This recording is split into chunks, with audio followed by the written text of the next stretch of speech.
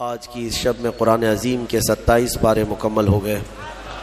اللہ کریم بقیہ قرآن کے حصے کو صحیح تجوید سے پڑھنے میں آسانی عطا فرمائے اور آپ سب کو سننے کا ثواب بھی عطا فرمائے۔ سورہ طور، سورہ نجم، سورہ قمر، سورہ رحمان، سورہ واقعہ اور سورہ حدید بڑی اہم صورتیں ہیں، ہر ایک کی اپنی فضیلت ہے، اور ان میں سورہ رحمان کو زینت القرآن کہا گیا ہے۔ پورے قرآن کی یہ زینت ہے۔ اس میں اللہ عز و جل نے اپنے بندوں سے مخاطب بار بار ارشاد فرمایا، فَبِأَيِّ آلَاءِ رَبِّكُمَا تُكَذِّبَانِ۔ اس میں مخاطب جو ہیں دو لوگ ہیں، جنات بھی ہیں اور انسان بھی ہیں، دونوں کو خطاب کیا جا رہا ہے۔ اے جنات اور اے انسانوں، تم اپنے رب کی کون کون سی نعمتوں کو جھٹلاؤ گے؟ اس آیت کو 30 سے زیادہ مرتبہ دہرایا گیا سورہ رحمان میں۔ میرے آقا صلی اللہ تعالی علیہ وسلم ارشاد فرماتے ہیں اپنے صحابہ سے کہ میں نے یہ سورہ جنات کے سامنے تلاوت کی تو وہ سن کر کے تم سے بہتر جواب دیتے تھے، یعنی رو پڑتے تھے، اور ہر آیت پر یہ کہتے کہ اے اللہ ہم تیری کسی نعمت کو نہیں جھٹلاتے، ناشکری نہیں کرتے۔ میرے عزیزو، اللہ تبارک و تعالی اپنے بندوں سے جو سب سے زیادہ پسند فرماتا ہے جو چیز، وہ شکر ہے،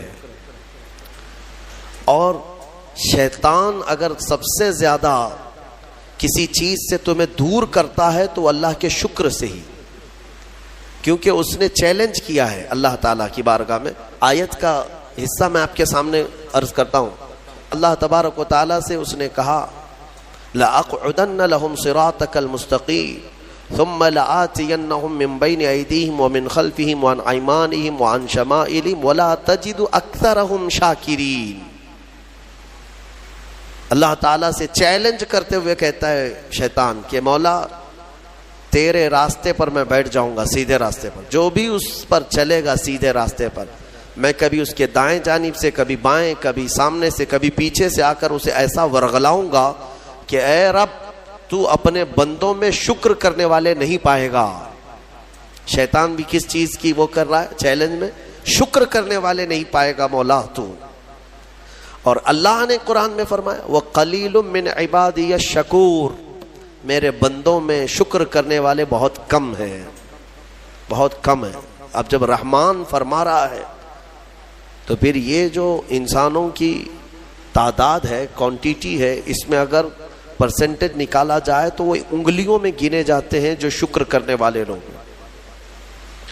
شکر اس کی اللہ تبارک و تعالیٰ نے فرمایا تم اگر شکر کرو گے، لَئِن شَكَرْتُمْ لَأَزِيدَنَّكُمْ، میں زیادہ دوں گا، وَلَئِن كَفَرْتُمْ إِنَّ عَذَابِي لَشَدِيدٌ، اور اگر تم ناشکری کرتے ہو میری نعمتوں کی تو پھر سمجھ لو کہ میرا عذاب بہت ہی سخت ہے۔ اسی لیے میرے عزیزو، اللہ کے حبیب صلی اللہ تعالی علیہ وسلم جب دعا کرتے تھے تو یوں یہ عرض کرتے تھے کہ مولا تو اپنے شکر گزار بندوں میں میرا شمار فرما۔ سمجھ رہے ہیں آپ؟ صبر آسان ہے اور شکر مشکل ہے، صوفیہ نے فرمایا۔ حالانکہ شکر میں کیا کرنا کیا ہے؟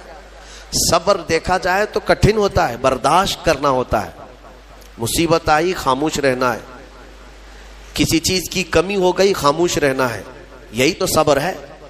گناہ کی خواہش ہوئی لیکن نہیں کیا، یہی صبر ہے۔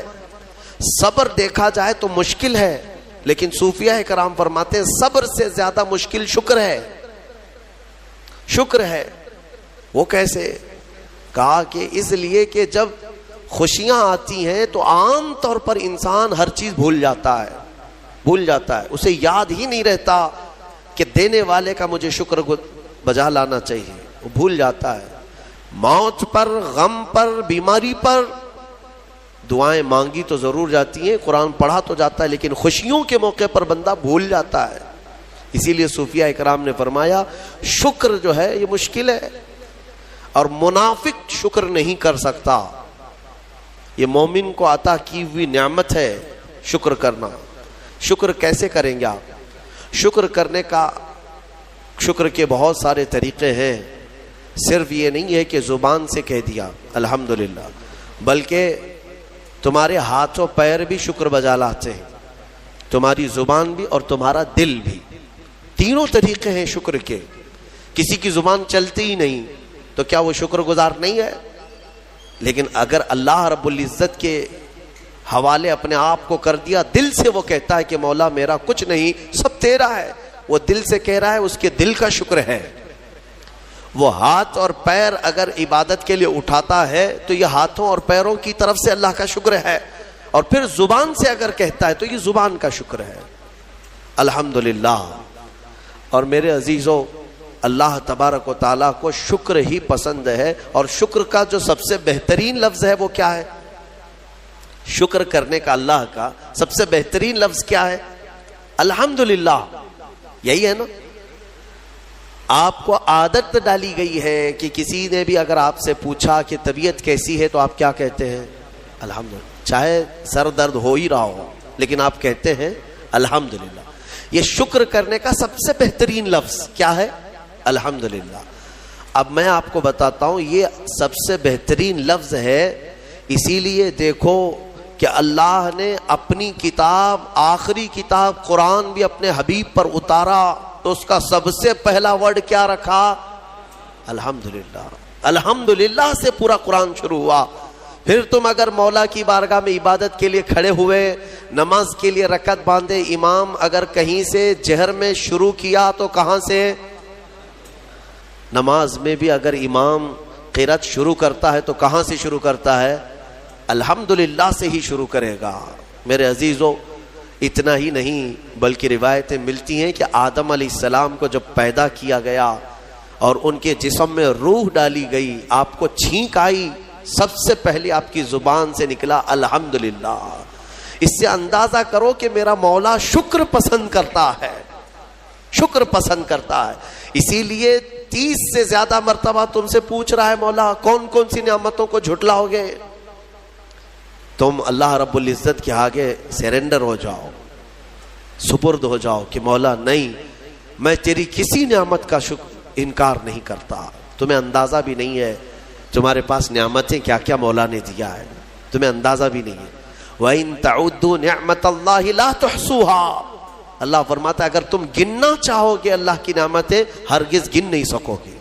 کیسے گنیں گے؟ ایک بزرگ نے لکھا ہے کہ اگر کوئی طے کر لیا، توجہ چاہتا ہوں، شیخ سعدی رحمۃ اللہ علیہ کے حوالے سے یہ بات ملتی ہے، کسی نے طے کر لیا کہ میں اللہ کی ساری نعمتوں کا شکر بجا لاؤں گا، اس نے جو بھی میری نعمتیں دی ہیں سب نعمتوں کا میں شکر بجا لاؤں گا۔ ٹھیک ہے، تمہاری زبان اللہ نے دیا ہے، یہ ایک نعمت ہے، ناک نعمت ہے، کان نعمت ہے، آنکھ نعمت ہے، ہاتھ ہیں، انگلیاں ہیں، پورے جسم میں ایک ایک عضو اللہ کی نعمت ہے۔ پھر پلس اس کے علاوہ جینے کے لیے جو یہاں پر گھر دیا یہ نعمت ہے، زمین پر چلنے کی طاقت دی یہ نعمت ہے، اور سونے کے لیے ہمیں بستر دیا، پہننے کے لیے کپڑے دیا یہ نعمت ہے، رشتہ دار دیا یہ نعمت ہے، اولاد دیا یہ نعمت ہے، ماں باپ دیا یہ نعمت ہے، اچھے دوست دیا یہ نعمت ہے، اسلام دیا یہ نعمت ہے، ایمان پر رکھا یہ نعمت ہے، اپنے آخری نبی کی امت میں پیدا کی یہ نعمت ہے۔ یہ ہزاروں نعمتیں ہیں، لیکن اگر تم چلو طے کر لیتے ہو کہ میں اللہ کی ساری نعمتوں کا ایک بات دیگرے شکر بجا لاؤں گا، اے اللہ تو نے مجھے زبان دی الحمدللہ، تو نے مجھے ناک دی الحمدللہ، سب نعمتوں کا شکر کرنے کا اگر کسی نے ارادہ کر لیا تو شیخ سعدی فرماتے ہیں تو پہلے وہ بیٹھ جائے، اس کو اللہ نے جو سانسیں دی ہیں نا یہ سب سے بڑی نعمت ہے۔ ایک سانس اندر جاتی ہے یہ نعمت، سانس باہر نکلتی ہے یہ نعمت۔ اگر تم نے سانس لے لیا نکلی نہیں باہر تو ختم ہو گئی تمہاری زندگی، اور سانس نکلی اندر لے نہیں پا رہے ہو یہاں پر بھی زندگی ختم۔ سانس لینا ایک نعمت، سانس باہر چھوڑنا یہ ایک نعمت۔ شیخ سعدی فرماتے ہیں اور ہر سانس نہیں ہوتی ہے، پرانی سانس نہیں آئے گی، پھر ہر سانس نہیں ہے، تو ہر سانس کے بدلے ہی تم اگر الحمدللہ کہتے رہ جاؤ گے تو زندگی گزر جائے گی سانسوں کے شکر پر، باقی نعمتیں ویسی ہی رہ جائیں گی. صرف سانسوں کے شکر پر تو زندگی گزر جائے گی. میرے عزیزو، اندازہ بھی نہیں کر سکتے کہ اللہ نے کون کون سی نعمتوں سے نوازا ہے.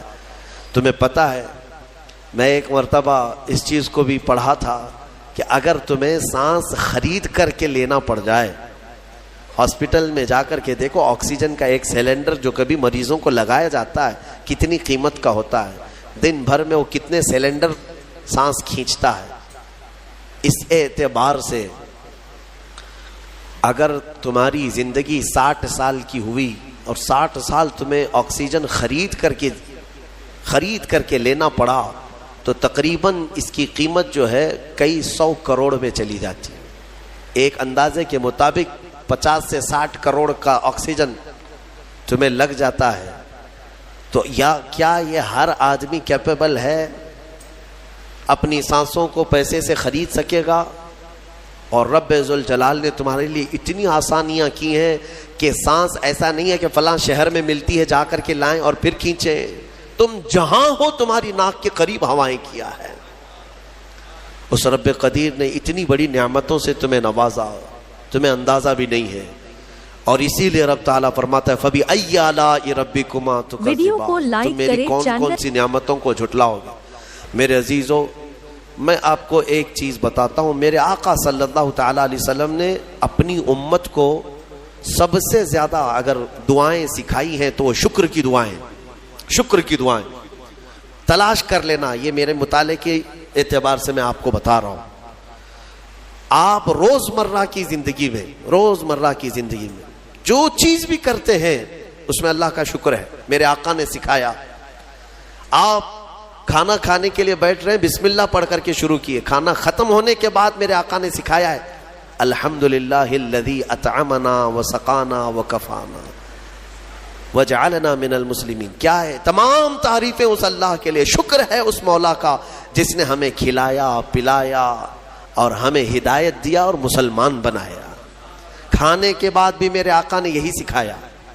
کھانے کے بعد تمہیں کرنا کیا ہے؟ یہی ہے. اچھا، اور نیند لگ رہی ہے، سونے کے وقت کہا بسم اللہ پڑھ کر کے سو جاؤ. لیکن سو کر کے اٹھتے ہو اگر نیند کھلتی ہے تو میرے آقا فرماتے ہیں یہ پڑھو الحمدللہ الذی احیانا بعد ما اماتنا. الحمد سے ہی شروع ہے. تمام تعریفیں اس اللہ کے لیے جس نے ایک موت کے بعد مجھے دوبارہ اٹھایا ہے. ہاں، آپ کیا سمجھتے ہیں؟ نیند جو ہے موت کی بہن ہے. اگر کوئی سویا مولا چاہے تو اس کی آخری نیند ہو سکتی ہے. بہت سارے ایسے ہیں جو سوئے اور پھر اٹھ ہی نہیں سکے. نیند کی حالت ایسی ہوتی ہے کہ وہ آدھی موت کے برابر ہے، اس کو خبر نہیں ہوتی، اسی میں وہ چلا بھی جا سکتا ہے. اور پھر جب تمہیں بیدار کرتا ہے مولا تو یہ نعمت ہے، بہت بڑی نعمت ہے کہ تمہیں موت کے منہ میں لے جا کر واپس لے آیا. جب بھی تم اٹھتے ہو میرے آقا نے فرمایا شکر بجا لاؤ. شکر ہے اس اللہ کا، تمام تعریفیں اس اللہ کی. بعد ما اماتنا احیانا بعد ما اماتنا، ہمیں موت دینے کے بعد دوبارہ اٹھایا ہے، اس اللہ کا شکر ہے. سو کے اٹھو تو الحمدللہ. اتنا ہی نہیں میرے عزیزو، میرے آقا صلی اللہ تعالیٰ علیہ وسلم فرماتے کپڑا اگر پہن لیا تو بھی پڑھو الحمدللہ الذی کسانی ھذا. تمام تعریفیں اس اللہ کے لیے جس نے مجھے یہ جوڑا پہنایا.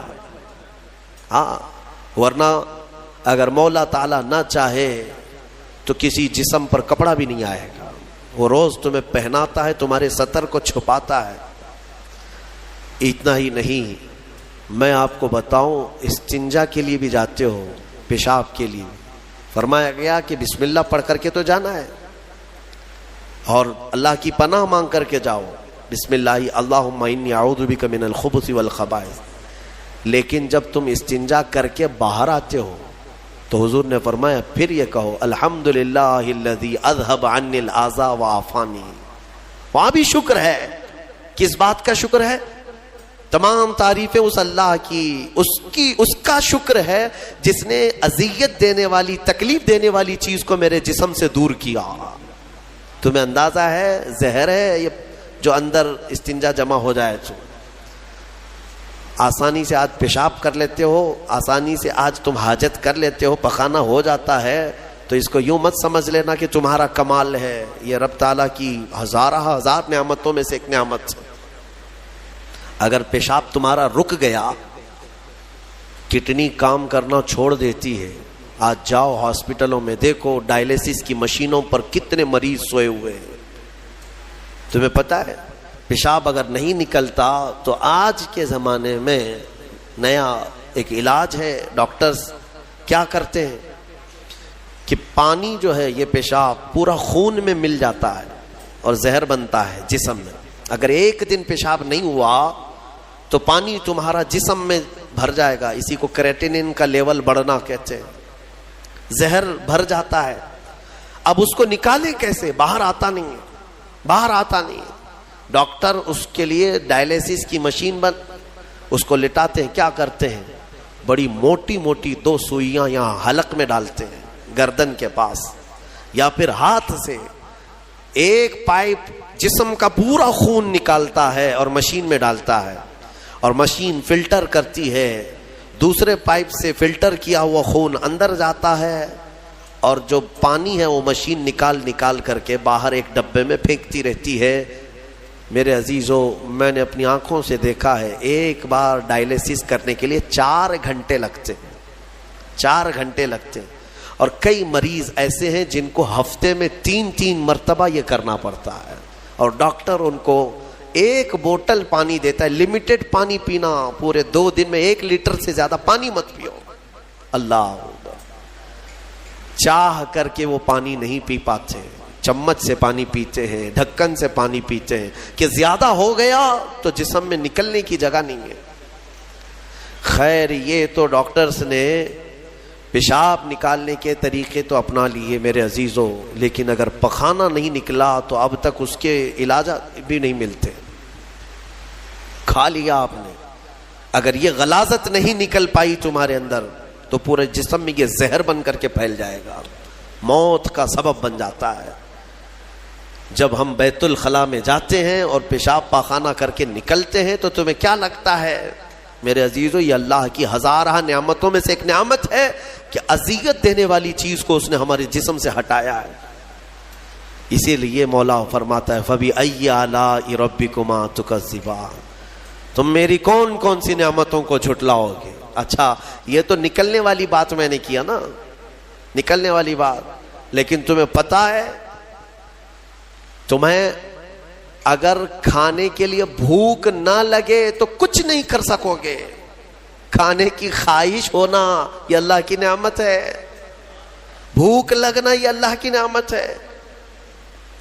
اچھا یہ بھی میں آپ کو بتا دوں، بھوک لگتی نہیں ہے کسی کو تو یہ مصیبت ہے، کھا ہی نہیں سکتا، بغیر بھوک کے وہ اندر لے بھی نہیں سکتا لقمہ۔ یہ رب تبارک و تعالیٰ کی طرف سے نظام رکھا گیا ہے، وہ بھوک لگتی ہے وہ کھاتا ہے۔ اور ایک بات میں بتا دوں، ایک بڑی بیماری ہے دنیا کی، بھوک تو بہت لگتی ہے، آدمی کھائے جاتا ہے لیکن پیٹ بھرتا نہیں، سیرابی نہیں ہوتی، شکم سیر نہیں ہوتا۔ یہ بیماری ہے ہیضے کی بیماری۔ اس بیماری میں حجاج بن یوسف مر گیا، ہاں بڑا گورنر تھا، جانتے ہیں بھوک اتنی لگتی تھی اس کو کہ ایک مرتبہ ایک گائے پوری ذبح کر کے بھون کر کے اس کو کھلائی گئی، پیٹ نہیں بھرا، خواہش ابھی بھی باقی ہے، بھوک ابھی بھی ہے، اور کچھ کھلا دو اور کچھ کھلا دو۔ اس کو پھر انڈے کھلائے گئے، مرغیاں کھلائی گئی، اتنا کھلایا گیا کہ پیٹ پھٹ گیا، پیٹ پھٹ گیا اور زہریلا ہو گیا۔ آپ کو کیا میں بتاؤں، پیٹ 4 لقمے کھانے کے بعد، کسی کو 10 لقمے کھانے کے بعد ایسا لگتا ہے نا پیٹ بھر گیا، الحمدللہ پیٹ بھر گیا ہے۔ یہ جو شکم سیر آپ کو لگتا ہے یہ اللہ کی نعمت ہے۔ کچھ لوگوں کو یہ بیماری ہے کہ تم ان کو 4 کلو بھی اندر کچھ ڈال دو تو یہاں کی جو چاہت ہے وہ نہیں جائے گی، ہاں خواہش نہیں ختم ہوگی۔ اسی طرح پیاس لگنا اللہ کی نعمت ہے، اور پیاس کا بجھ جانا یہ بھی نعمت ہے۔ سکرات کے وقت میں فرمایا گیا کرے ایک ندی پانی بھی اس کو پلایا جائے تو یہ حلق نہیں سوکھے گا، پیاس باقی رہے گی، اور پانی اور پانی اور پانی۔ تم اندازہ کر سکتے ہو ایک گلاس پانی پینے کے بعد اگر ٹھنڈک لگی, ہاں پیٹ بھر گیا, پیاس بجھ گئی, نعمت ہے اللہ کی یہ. اور ایک بیماری یہ ہے کہ اس کے اندر ایک بالٹی پانی بھی ڈال دیا جائے تو حلق نہیں سوکھتا, پیاس بجھتی نہیں ہے, پھر زبان چپکنے لگتی ہے, حلق سوکھنے لگتا ہے. یہ بیماری ہے. میرے عزیزوں, میں تو صرف تمہارے جسم کی نعمتیں گنا رہا ہوں, تمہیں اندازہ بھی نہیں ہے. ابھی چند دنوں قبل میں نے اپنے بچوں کے سامنے بھی ایک بات عرض کیا تھا. میں 1-2 سال قبل شاید ایک مطالعے میں تھا, کسی چیز کی اسٹڈی میں, ایک نئی چیز میرے مطالعے پہ آئی تھی. ایک صاحب کئی دنوں سے وہ بیمار رہتے تھے. ان کو ہوتا کیا تھا, چلتے تھے تو اچانک ٹیڑھے ہو جائے اور ایسا لگے کہ دیوار گر رہی ہے. روڈ پہ چلے تو ایسا لگے کہ یہ گاڑی میرے اوپر گرے گی. ہاں, یہ ایک بیماری ہے. آپ زمین پر کھڑے ہوتے ہیں, 2 پیروں سے کھڑے ہوتے ہیں نا, بیلنس کیسے رہتا ہے تمہارا؟ یہ چاہے موٹے ہو تگڑے ہو لیکن سیدھے تو کھڑے رہتے ہو. اور چلتے ہو تو کیا ایک طرف جھک جھک کے چلتے ہو, کبھی ادھر کبھی ادھر نہیں. ہوائیں چاہے جتنی بھی آئیں آپ سیدھے چلتے ہیں. یہ کون ہے جو تمہارے بیلنس کو مینٹین کیا ہوا ہے؟ صرف 2 ٹانگوں پر تمہارے پورے وزن کو کس نے قائم رکھا ہے؟ اگر تجربہ کرنا ہے تو مٹی کا ایک پتلا اس طرح سے چلا کر کے دکھاؤ, 2 ٹانگوں پر چلا کر کے دکھاؤ, بیلنس کون رکھے گا؟ ارے پتلے بھی اگر بنا کر کے کھڑا کرتے ہیں کہیں اسٹیچو تو انہیں گاڑ دیتے ہیں, کھڑا نہیں کر پائیں گے. اتنا تمہاری ہی وزن کے بعد 80 کلو کا ایک پتلا بناؤ مٹی کا اور اس کو صرف پیروں پہ کھڑا کر کے دکھاؤ, نہیں کھڑا ہوگا, ہوا آئے گی گر جائے گا. تمہیں ہوا کیوں نہیں گراتی؟ کون ہے جو تمہیں برقرار رکھا ہوا ہے؟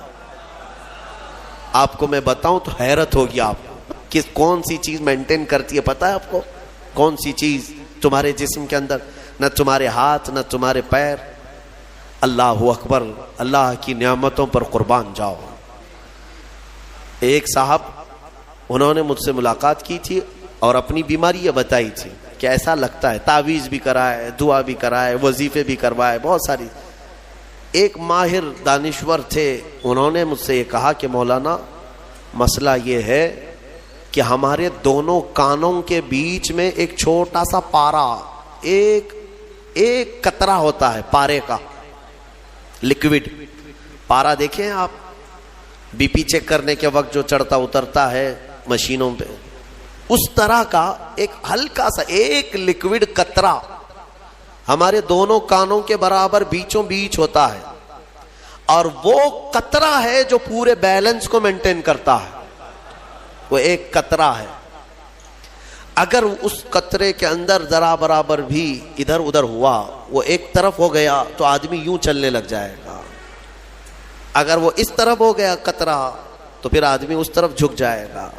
اور یہ جلدی ہوتا نہیں ہے, وہ اتنا مضبوطی کے ساتھ پورے انسانوں کے جسموں کو سنبھالے رکھتا ہے. میرے عزیزوں, پھر میں یہ پوچھتا ہوں فَبِأَيِّ آلَاءِ رَبِّكُمَا تُكَذِّبَانِ, تم اپنے رب کی کون کون سی نعمتوں کو جھٹلاؤ گے؟ اور ایک بات, عجیب عجیب چیزیں میں نے دیکھی, کبھی ہم غور نہیں کرتے نا اپنے جسم میں, اور اسی لیے میرا رحمان فرماتا ہے وَفِي أَنفُسِكُمْ أَفَلَا تُبْصِرُونَ, تمہاری ذات میں میری نشانیاں ہیں, تم دیکھتے نہیں؟ اللہ پوچھ رہا ہے, تمہاری اپنی ذات میں میری نشانیاں ہیں. محبوب الہی نظام الدین اولیاء رحمۃ اللہ تعالی علیہ نے فرمایا اللہ تبارک و تعالیٰ تک اگر پہنچنا چاہے بندہ تو صرف اس کی نسیں جو ہے نا, اس کی رگیں, یہی کافی ہیں اس کے لیے. ہاں میرے عزیزوں, آج بھی ڈاکٹرز یہ کہتے ہیں کہ تمہارے جسم کے اندر کی نسیں اگر کھول کر کے پھیلا دی جائیں تو 10,000 کلومیٹر تک پھیل جائیں گے, یعنی تقریباً ایک دنیا گھومنے کے برابر. اتنی نسیں تمہارے جسم کے اندر ہیں کہ اگر ان کو کھول کر کے پھیلا دیا جائے تو اتنی لمبی. کون ہے جو یہ سارا مینٹین کیا ہوا ہے؟ اور ہر نس میں وہ خون کو دوڑاتا ہے اور پھر واپس پہنچاتا ہے دل تک. ایک چیز میں جو کہہ رہا تھا وہ یہ ہے, عجیب سی چیز ہے. ایک صاحب نے فرمایا کہ ایک بیماری ہے کہ یہ ایک صاحب ہیں کہ ان کی آنکھوں کی پلک بند ہی نہیں ہوتی. اس پر تحقیق کی گئی. میرے عزیزوں کتنی چھوٹی چیز لگتی ہے. آپ پلکیں جھپکاتے ہیں نا, آپ کے اختیار میں نہیں, اور بہت ہلکی سی ہے, یوں کیا بند ہوئی, یوں کیا کھول دیا, آنکھیں بند ہو رہی کھل رہی ہے. آپ کو پتا ہے اس کے اندر کیا چیز ہے؟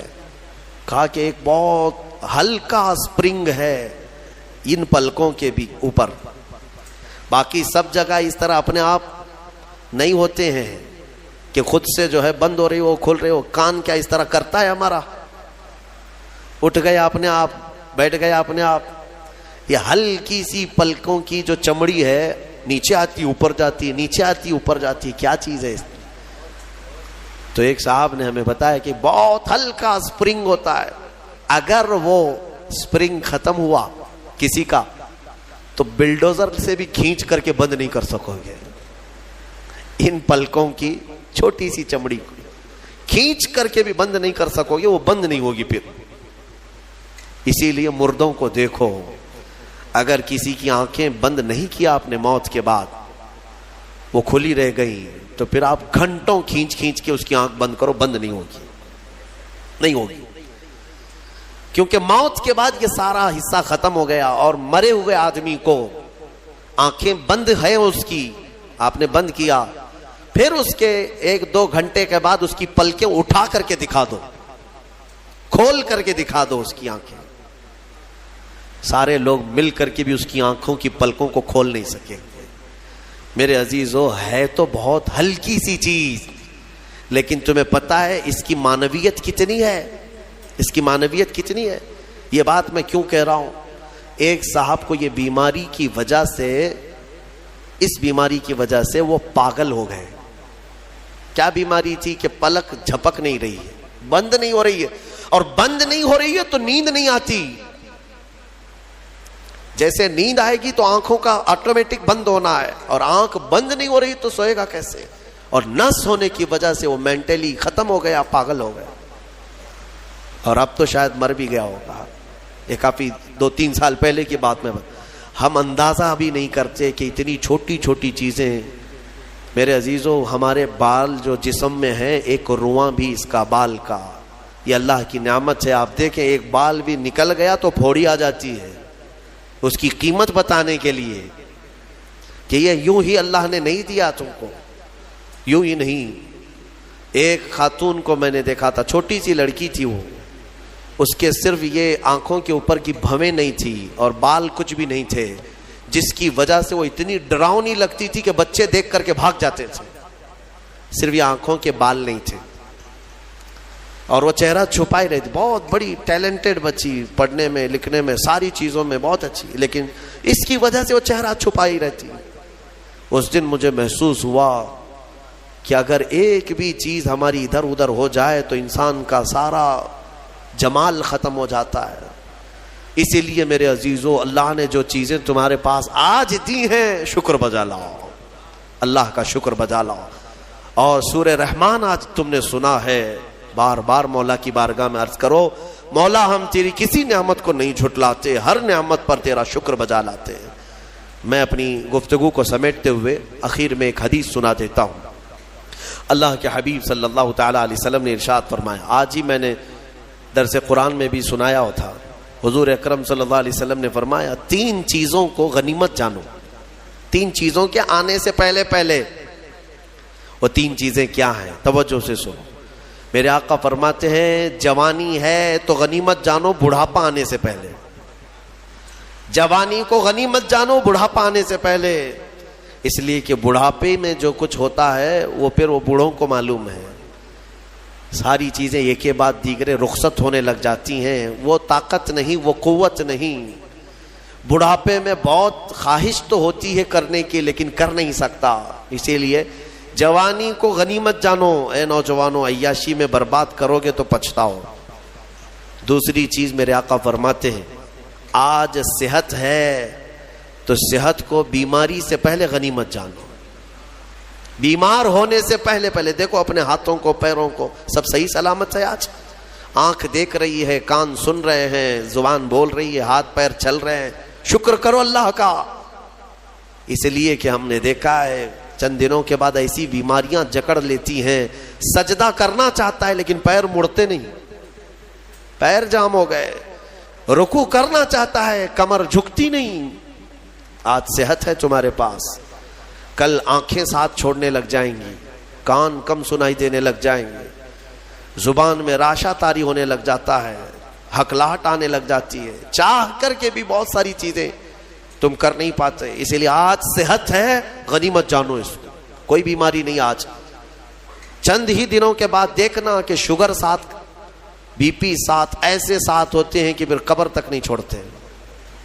ہاں آج صحت ہے، کل کسی کو کینسر ہوا تو پھر وہ جنازے کے ساتھ ساتھ کینسر جاتا ہے، کچھ نہیں کرتے، اور ان بیماریوں میں آنے کے بعد ان کو صحت کے دن یاد آتے ہیں، کاش جب میں اچھا بھلا تھا تو اللہ کی عبادت کرتا، بیمار ہوں کچھ نہیں کر پاتا۔ میں نے آپ کو اس سے قبل بھی بتایا تھا میرے عزیزو، ایک نوجوان کی بات مجھے بار بار وہ جھنجھوڑتی ہے۔ ممبئی شہر کے رہنے والا نوجوان، 22 سے 24 سال کا، باپ اکلوتے بیٹے کو بہت اچھا پڑھایا تھا، لندن بھیج کر کے پڑھایا تھا، اکلوتا بیٹا، بڑے باپ کا بیٹا ہے، اور 24 سال کی عمر میں اس کو بون کینسر ہو گیا، ہڈیوں کا کینسر ہو گیا۔ یونیورسٹی میں پڑھا اچھا، اور اس کے بعد پتہ ہی نہیں چلا، اچانک 3rd اسٹیج پہ پتہ چلا۔ پھر 6 مہینے شاید علاج کے لگے ہوں گے، ڈاکٹروں نے کہا کہ اس کو گھر لے جاؤ، اب کچھ نہیں ہوگا۔ گھر آیا تھا، اس کی ہڈیاں گل گئی تھی۔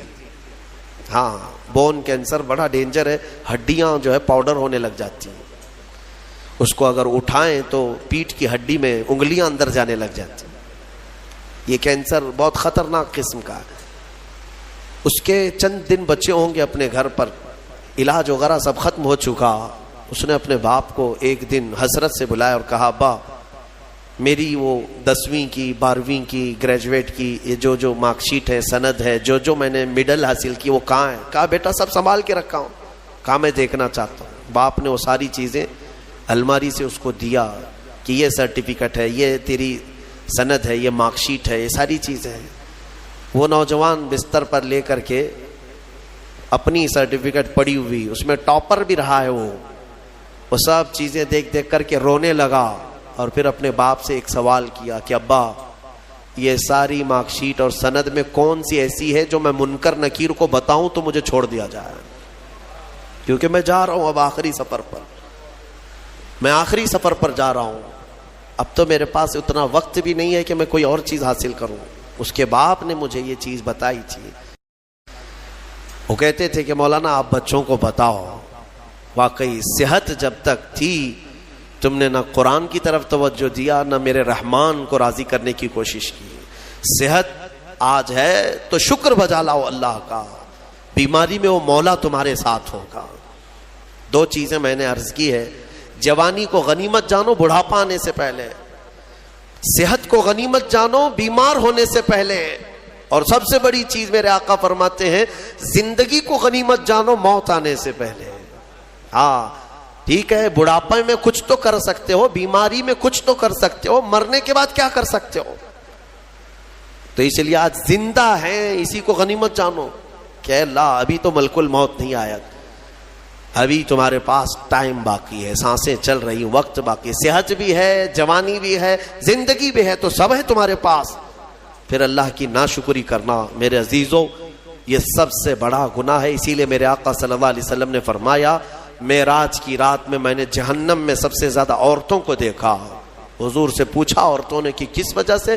حضور نے وجہ یہی بتائی، ہن یکفرن العشیر، وہ اپنے شوہروں کی ناشکری کرتی ہیں، ناشکری کرتی ہیں۔ کب تو نے میرے ساتھ اچھا کیا، یہ لفظ کہتی ہیں جس کی وجہ سے مولا ان کو جہنم میں پہنچایا۔ عورت اگر شوہر کی ناشکری کی وجہ سے جہنم میں ہے تو یہ بندے جو سیدھے رحمان کے ناشکرے ہیں وہ کس قدر جہنم میں جلیں گے۔ اسی لیے میں ڈراتا ہوں اس بات سے کہ اللہ رب العزت کا شکر بجا لاؤ، جیسا رکھا ہے اس نے بہت ہے، بلکہ دیکھا جائے تو ہماری حیثیت سے زیادہ اس نے عطا کیا ہے۔ شیخ سعدی رحمۃ اللہ تعالی علیہ کی وہ بات یاد آتی ہے، ان کی چپل گم ہو گئی تھی، کانٹے اور کنکر چبھنے لگے، مسجد میں آئے سجدے میں رونے لگے، سفر میں ہوں مولا میری حیثیت ہی نہیں ہے کہ اب میں چپل بھی خرید سکوں، میں اتنا غریب اور مفلس ہو گیا ہوں.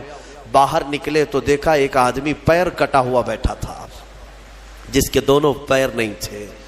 تو واپس گئے اور اللہ کا شکر بجا لانے لگے, اے مولا میری تو چپل ہی نہیں ہے, اس کے پاس پہننے کے پیر بھی نہیں ہے.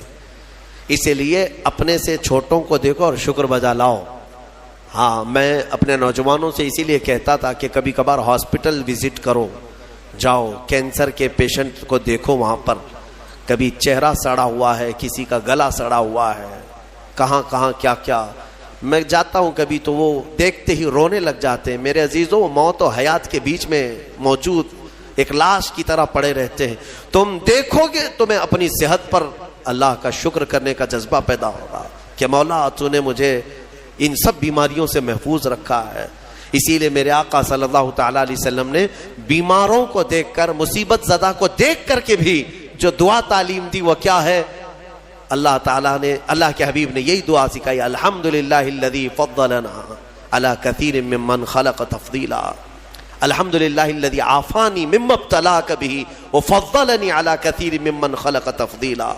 اے مولا تیرا شکر ہے, تو نے مجھے عافیت دی ہے, جس میں تو اس کو مبتلا کر رکھا ہے اس سے تو مجھے بچا کر رکھا ہے, اور سب پر تو نے, اکثر بندوں پر تو نے مجھے فضیلت دی ہے. مولا یہ تیرا شکر ہے.